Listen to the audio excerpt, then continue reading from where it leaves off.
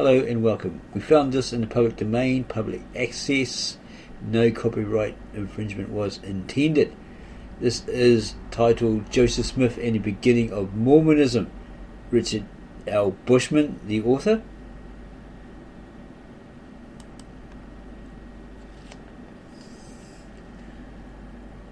Joseph Smith and the Beginnings of Mormonism by author Richard L. Bushman. The core of Mormon belief was a conviction about actual events. The test of faith was not adherence to a certain confession of faith, but belief that Christ was resurrected, that Joseph Smith saw God, that the Book of Mormon was true history. Well, that could be a fable or a myth or a complete lie if he claimed that he saw God, because in the scriptures it says no man hath seen God. Moses, etc., could not look upon the face of God face to face. They would die on the spot. Just be aware of that one. We have seen a picture of depicting Joseph Smith seeing both God and the Christ. No way. We don't believe that. So he supposedly saw God and Jesus, that the Book of Mormon was true history, and that Peter, James and John restored the apostleship to who? To Mormonism? To Latter-day Saints? Don't think so. Mormonism was history, not philosophy. Where's the evidence that they restored the apostleship to this founder, Joseph Smith? It is as history that Richard L. Bushman analyzes the emergence of Mormonism in the early 19th century. Bushman, however, brings to a study a unique set of credentials. He is both a prize-winning historian and a faithful member of the Latter-day Saints Church, for Mormons and non-Mormons alike. Then, his book provides a very special perspective on an endlessly fascinating subject. Building upon previous accounts and incorporating recently discovered contemporary sources, Bushman focuses on the first 25 years of Joseph Smith's life.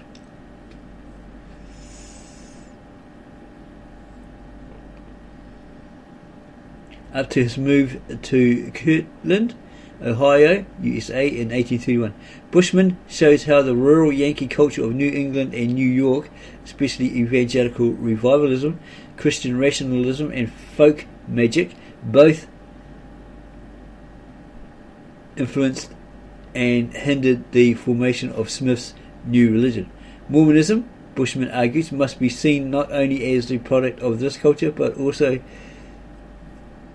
as an independent creation based on the revelations of its charismatic leader, or Joseph Smith. In the final analysis, it was Smith's ability to breathe new life into the ancient sacred stories and to make a sacred story out of his own life, which accounted for his own extraordinary influence. By presenting Smith and his revelations as they were viewed by the early Mormons themselves, Bushman leads us to a deeper understanding of their faith. Richard L. Bushman was a native of Salt Lake City, a professor of history at the University of Delaware, USA, and had previously taught at Harvard, Brigham Young, Brown, and Boston universities, widely published in both Mormon and non-Mormon journals. He's winner of several awards. Just going to go right to the end, to the back jacket, see if there's any more information on there.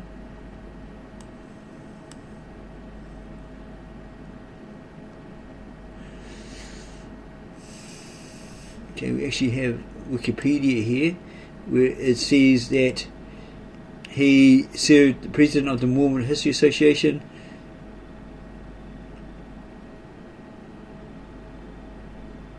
He was honoured at the January 2011 annual meeting of the American Historical Association, where a breakout session entitled A Retrospective on the Scholarship of Richard Bushman was heavily attended. So he made a name for himself in the LDS and possibly outside it.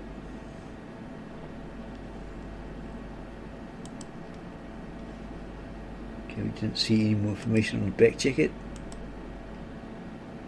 Or maybe it's on the back of the book. Have a look. See if we can see if it's on the back of the book. Here we go. Here it is. He received the Bancroft and Phi Alpha Theatre prizes from Puritan to Yankee character and the social order in Connecticut, 1690 to 1760, and editor of the Great Awakening documents on the revival of religion, 1740 to 1745, and uprooted American essays to honor Oscar Handlin. And another important book on Mormon history from Illinois, Mormonism, The Story of a New Religious Tradition, by Jan Ships. Ships has written a meditation that sheds a marvelous light on Mormonism. Insiders will applaud her explication, written in terms both lay readers and scholars alike can understand. I will say with this particular person, this is what I have always believed but was not articulate enough to convey to outsiders. And outsiders will welcome this fascinating study of a fast-growing church whose faith, intertwined with its corporate structure, has never been more tellingly delineated. Mary L. Bradford, past editor of Dialogue, a Journal of Mormon Thought, 1985, 205 pages. We actually came across a YouTube video where the Mormons were going into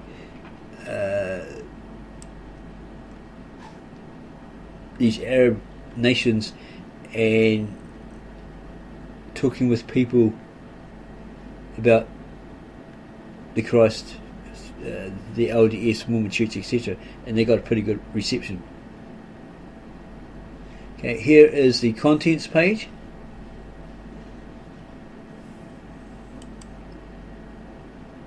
It was a live session, a meeting basically, of all these people, and they were saying, they went into these different Arab nations and they were talking to these Muslims, etc., and they're getting a pretty good response. We don't know if that's true, but if it is, wow. And these acknowledgements from this particular author to others. The introduction.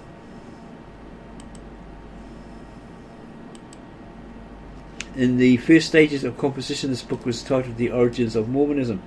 The word origins was dropped when the actual complexities of identifying the sources of Mormon belief and experience bared themselves. An attempt to trace all the images, ideas, languages, and emotional structure of a movement as elaborate as Mormonism became more evidently elusive and futile as the work went on. The word beginnings in the title signifies a more modest purpose to narrate what happened as Mormonism came into being in the early 19th century. The problem of Joseph Smith's visions complicates even this simplified undertaking. Believing Mormons, like the author, understand the origins of the Book of Mormon quite differently from others. How can a description of Joseph Smith's revelations accommodate a Mormon's perception of events and still make sense to a general audience?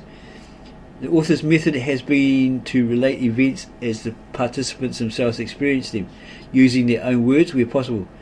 Insofar as the revelations were a reality to them, the author has treated them as real in this narrative. General readers will surely be left with questions about the meaning of these experiences, but at least they will have an understanding of how early Mormons perceived the world. The author has not attempted an all-encompassing social or cultural analysis. Explication of the cultural influences on Joseph Smith has been limited to demonstrable connections between his writings and beliefs and the culture of his immediate society. Abstract relationships with Puritanism and Romanticism, might be Romanticism, for example, though significant from some perspectives, have been subordinated to the influences that are known to have played upon him through actual persons in the villages where he lived. Mormonism, it must be remembered, began with one family, the family of Joseph Smith Sr. and Lucy Mack Smith of Vermont and New York. Joseph Smith Jr., the fourth child among 9, became the prophet and first elder of the Church of Christ when it was organised on April. So, did he come up with the idea first, or did the family? We believe that he did. So he's got to keep checking that anyway. So on April 6, 1830, but 3 of the 6 original organisers were Smiths, just as previously 3 of the 8 witnesses to the golden plates were family members. Young Joseph Smith's culture was predominantly family culture, so far as the record shows. He had little schooling until he was past 20. The necessity of work of the family farm kept him at home, where someone, probably his father, at one time a school teacher, taught the children. Nor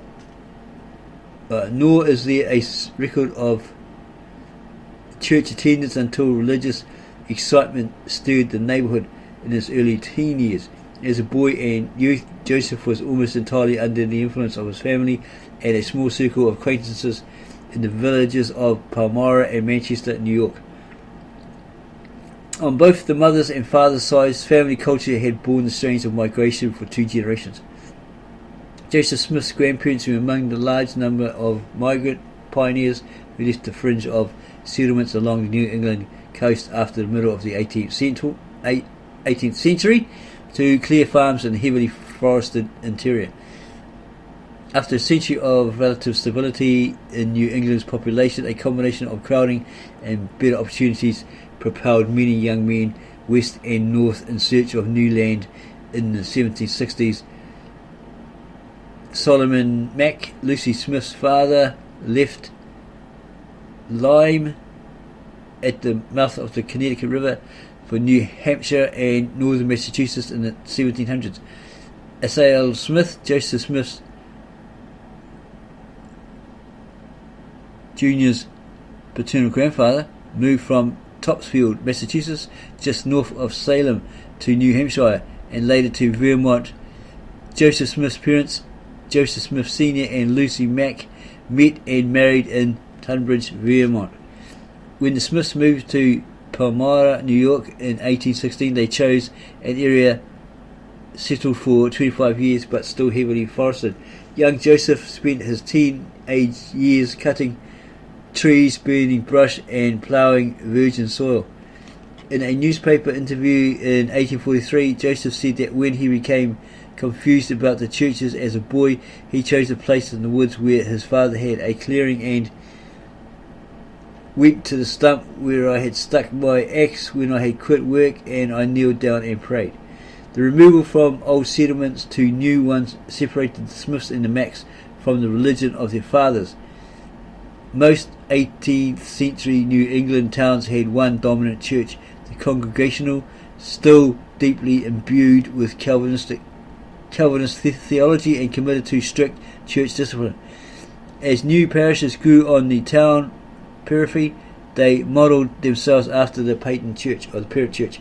Only a sprinkling of Baptists, Quakers and Anglicans here and there interrupted the basic uniformity of belief and practice. Migration, war and economic adversity detached Joseph Smith's ancestors from Congregationalism. Solomon Mack, an indentured servant from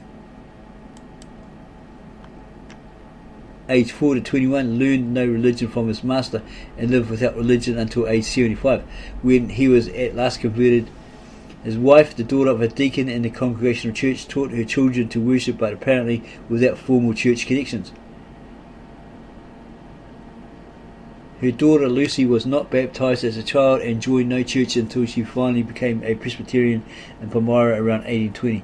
On Joseph Smith's senior side, S.A.L. Smith became a Universalist, a believer in salvation for all, and though associated with the Congregational Church from time to time, always dissented from its theology. His son Joseph Smith Sr., though privately religious, attended church only sporadically. The Smiths were religious without being church people. Lucy Smith solemnly promised to serve God with all her heart when an illness brought her close to death in 1803, and then was unable to find a pastor to suit her.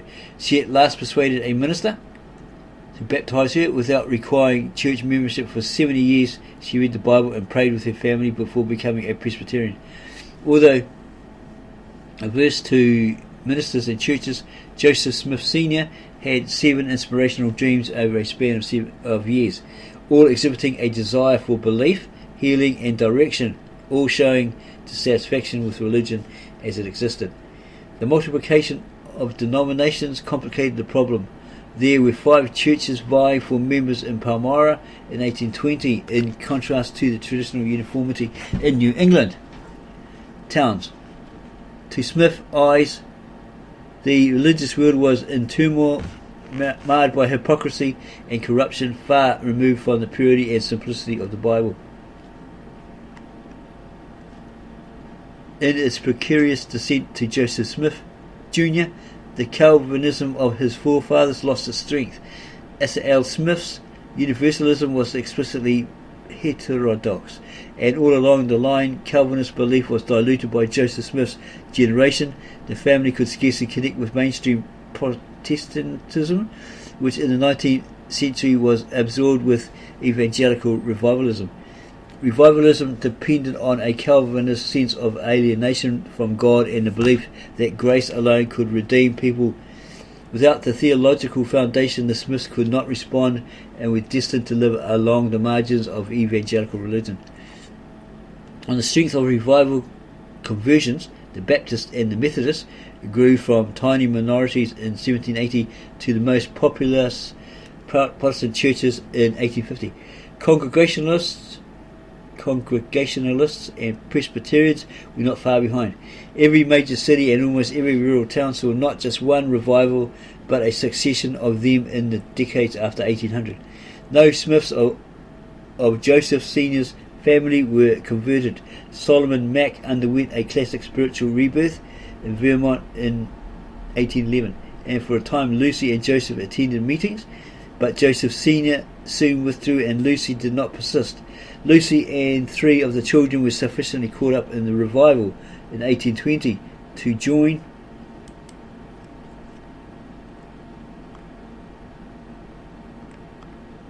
the Presbyterians, but none mentioned conversion in the usual sense.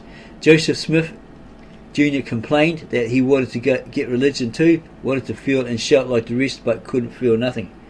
He could feel nothing.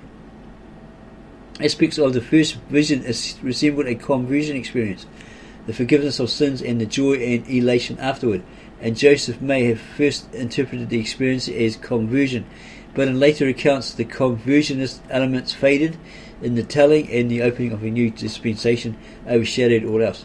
After the church was organized in 1830, evangelical revivalism had no place in Mormon worship.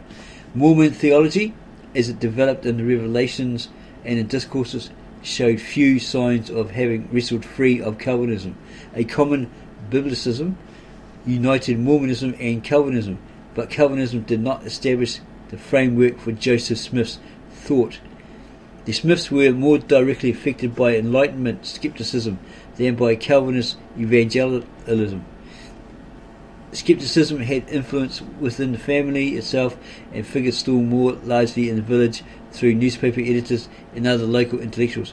As a percentage of the population, free thinkers and deists were rare in America, but skeptical attitudes cast a long shadow. In 1828, Robert Owen, the atheistic founder of the unsuccessful Utopian community at New Harmony, Indiana, offered to debate anyone on the proposition that religion was founded on ignorance and was the chief source of human misery. Alexander Campbell, the leading spirit in the incipient Disciples of Christ movement, agreed to meet Owen in a Methodist meeting house in Cincinnati. For 8 days in April they debated. Campbell's concluding speech took 12 hours. Through all 15 sessions, the meeting house, with seating for 1,000, was filled to capacity. On the last day, Campbell called for a standing vote of those favourable and those opposed to Christianity. Only 3 listeners stood against Christianity. The vote probably represented the distribution of sentiment in the country. Few Americans were infidels, but the full House day after day spoke for their fascination with skepticism. Moreover, both contenders made their arguments on the basis of reason. Campbell attempted to prove the hard evidence, while it tested miracles, supported Christian belief. His mode of defence illustrated how faith as well as doubt had embraced the Enlightenment by the beginning of the 19th century. Christianity claimed to be as reasonable by Enlightenment standards as science or philosophy. All of this affected Joseph Smith when he told his family and friends about Moroni and the gold plates. The reaction was quite confused. The price Christianity had paid for assimilating the Enlightenment was to forego belief in all supernatural happenings, except the well-attested events of the Bible. Witchcraft, dreams, revelations, even healings were thrown indiscriminately on the scrap heap of superstition. While in 1692 Cotton Mather, the leading intellectual of his day, could discourse learnedly on the manifestation of witchcraft, no leading divine 50 years later would countenance such talk. The Enlightenment drained Christianity of its belief in the miraculous, except for Bible miracles. Everything else was attributed to ignorant credulity. Joseph Smith's story, when it came to become known, was immediately identified as one more example. A movement among the intellectual elite, of course, could not entirely suppress popular belief in divine and satanic forces affecting everyday life.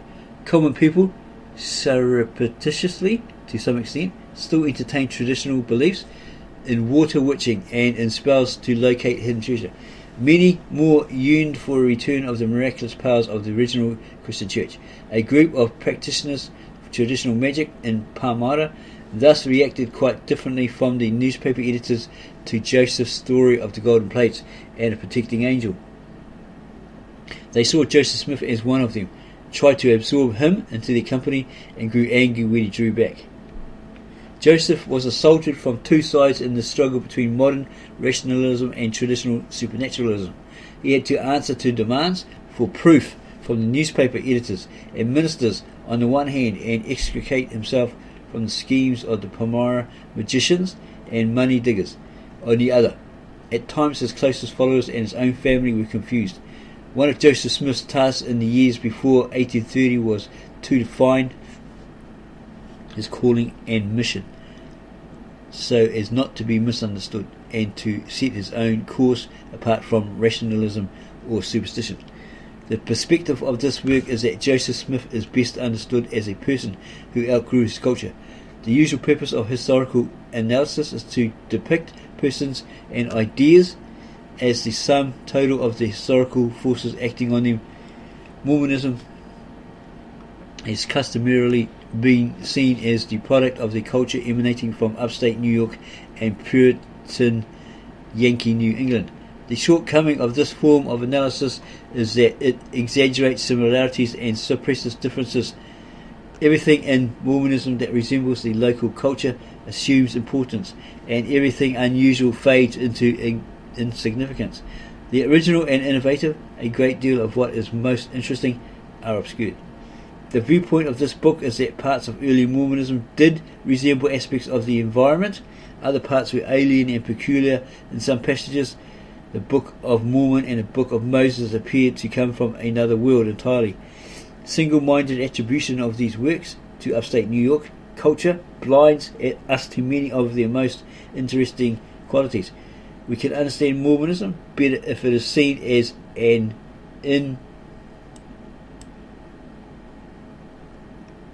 independent creation drawing from its environment, but also struggling against American culture in an effort to realize itself.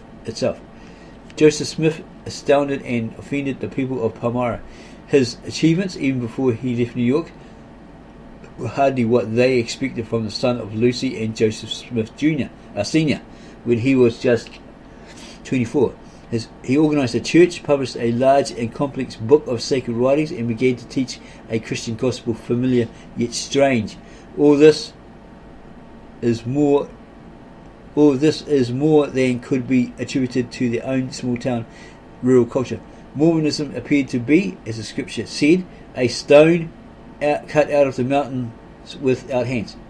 The aim of this volume is to recognize the unusual as well as the common in Joseph Smith's early work, to tell how Mormonism unloosed itself from its immediate locale in those critical first years, and to portray as accurately as possible what it had become by the time the prophet, his family and his followers left New York for Ohio early in 1831.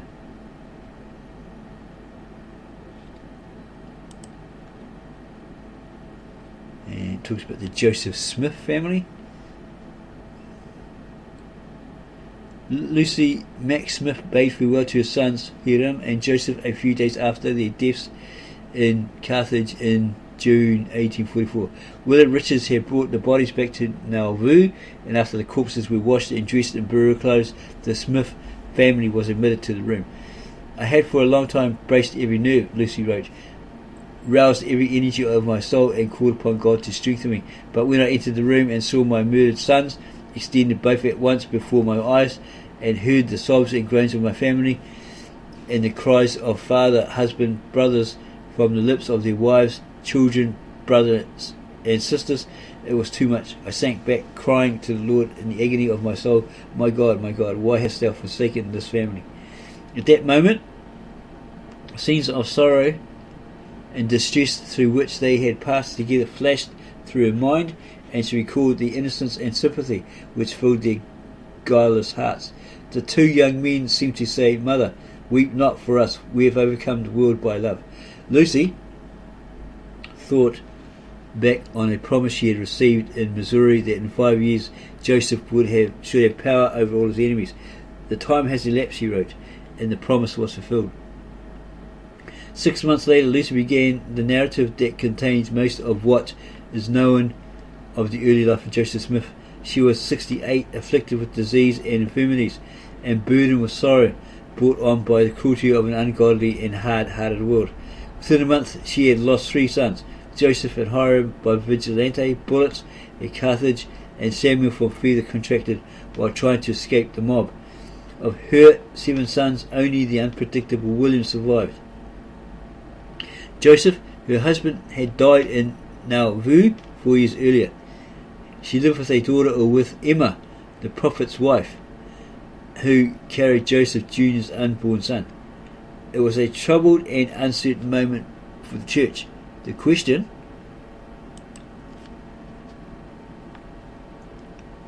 of the prophet's successor remained unsettled. Lucy's own son William was soon to be among the contenders.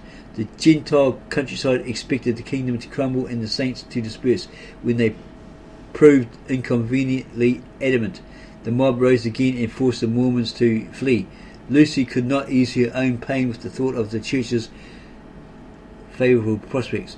The vicissitudes of the moment, however, did not colour her dictation to Martha Corday through the winter of 1844 to 45.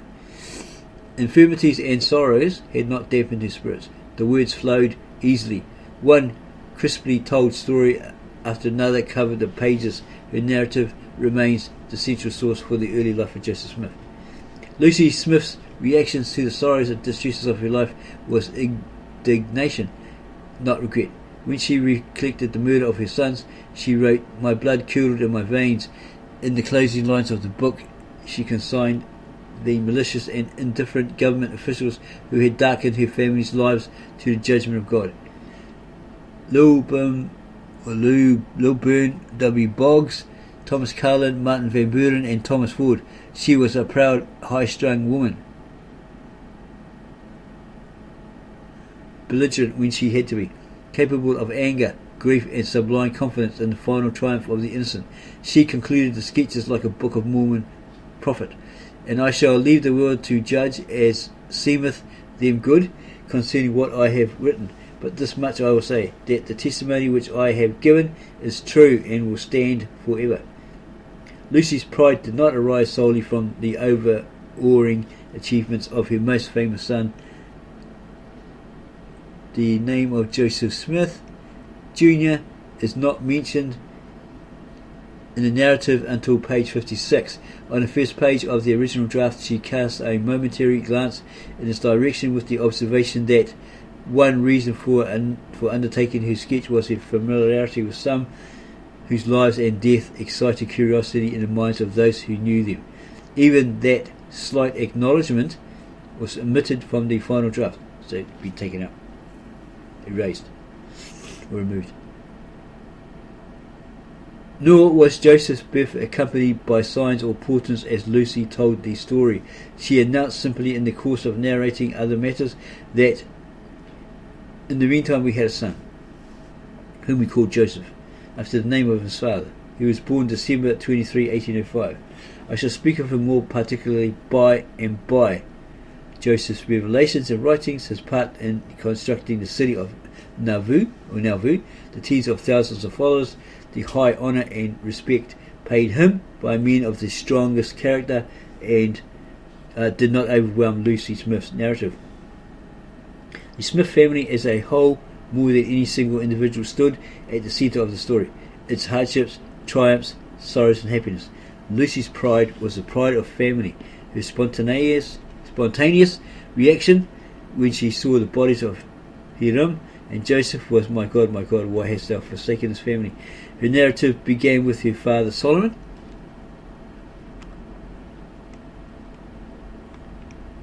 and devoted 5 chapters to her brothers and sisters before telling about herself. Lucy calculated that 6 Smith masters had fallen because of persecution, not just one, Joseph Sr., Don Carlos, Hiram, Samuel and William's wife Caroline, as well as Joseph the prophet. Hers was not a worldly pride, although she sees acutely the attention and respect which are ever shown to those who live in fine circumstances. She never forgot that her family for 3 generations commanded little of this kind of attention. Her narrative opens with a recollection that Ebenezer Mack was a man of considerable property and lived in good style. But a series of misfortunes visited the grandparents and they were reduced to poverty. Lucy's father Solomon struggled manfully through a lifetime and seemed to verge perpetually on prosperity without securing it. Only Stephen of Lucy's brothers accumulated substantial property. The others lived modestly. Lucy and her husband Joseph Sr. lost their farm in 1803, and after a succession of odd jobs, rentals, mortgage payments and unremitting toil, 25 years later still lacked a house and land of their own. Her pride arose not from the family's success but from the way in which they met adversity. Joseph and Hiram lay in triumph in their coffers because justice and charity gave them power over all their enemies. Of her sister Lydia, who sought riches and obtained them, Lucy wrote but 2 paragraphs. Not that Lydia was less loved, but she seemed to float more with the stream of common events. Lucy Smith honoured those who overcame. She made her narrative the story of many troubles, turning the misfortunes of Smith family history into exemplifications of their character. Solomon and Lucy Mack. Lucy Mack Smith was the last of 8 children born to Solomon Mack. She opened her biographical sketches with an excerpt from Solomon's brief autobiography, in which he related various adventures in the 2 wars in which he fought, the French and Indian War and the Revolution. Beyond that, little mention is made of him, perhaps because he was absent for years at a time, while Lucy was growing up, until late in his life when he experienced a drastic change of heart. Solomon was preoccupied solely with the pursuit of wealth. Solomon Mack was born September 15, 1732 in Lyme, Connecticut, grandson of John Mack, 1682 to 1734, one of Lyme's prospering traders. When Solomon was 4, during a steep decline in the economy, his father Ebenezer Mack lost the land he had inherited in Lyme. Solomon and his 2 brothers and his sister were indentured to various households in the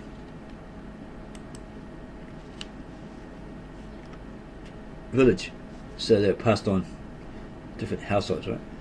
Almost like fostered, probably. This was the beginning of Solomon's sorrows. I was treated by my master as his property and not as his fellow mortal. He taught me to work and was very careful that I should have little or no rest. His whole attention was taken up on the pursuits of the good things of this world. Wealth was his supreme object. I am afraid gold was his god. Solomon said that the man never spoke of anything else and never of religion. Solomon was not even given the simple learning that the law required masters to provide. When the eventual falling out came, the mistress of the house feared Solomon might sue them. She took me aside and told me I was such a fool we could not learn you. The man called the doctor when Solomon was scolded and felt ill afterward, but only to enable him to keep on working. Solomon felt that he grew up like the wild ass's colt, feeling no obligation with regard to society. 2 months before he was 21 and his indentures expired, he ran away, but he returned at the master's request to finish out the term. Having earned his freedom, Solomon Mack knew no better as he was reflected, and it goes on about him for a while there.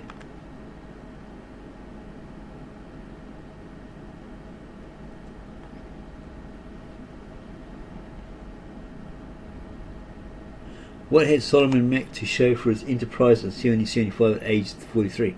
8 children were born between 1759 and 1775. He had cleared scores of acres and owned hundreds more.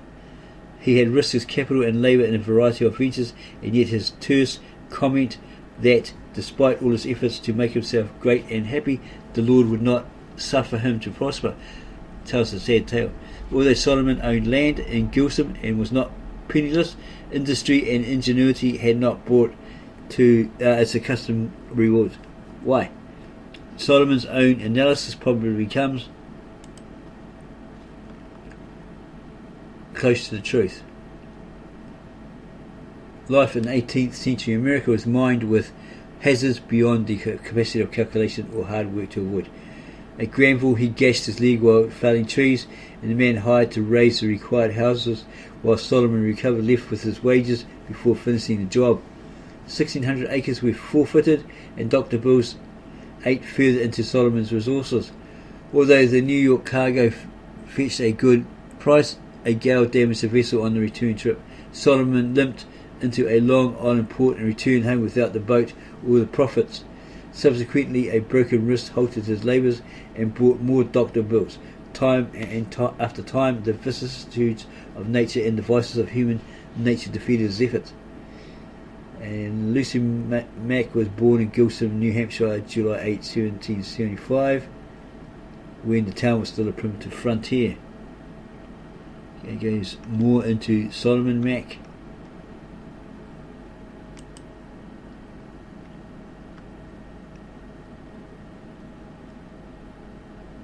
And then Lucy Mack.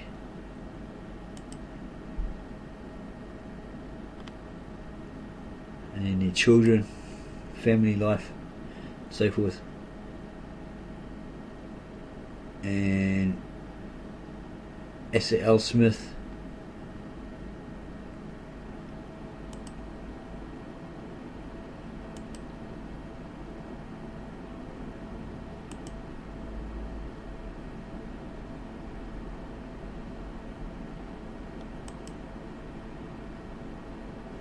Joseph and Lucy Smith.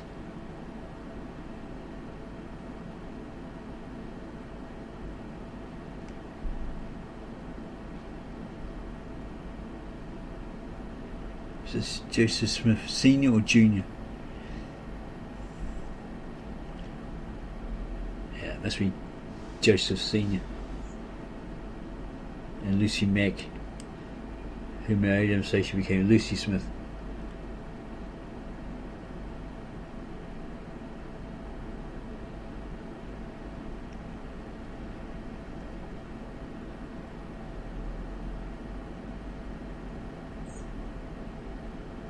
And it starts to merge into Joseph Smith as a young child.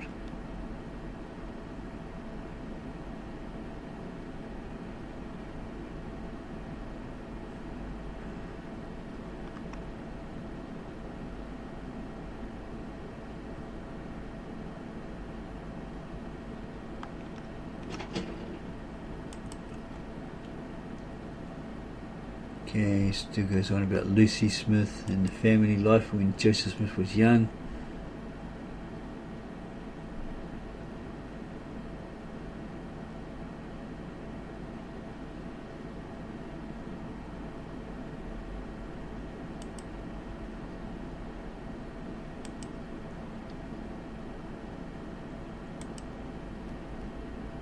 The first visions, chapter 2, the first visions.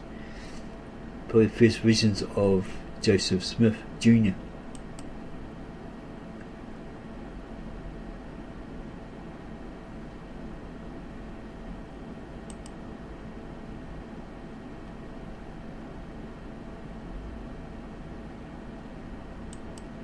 Okay, it goes into great detail, so we're trying to find the supposed visions.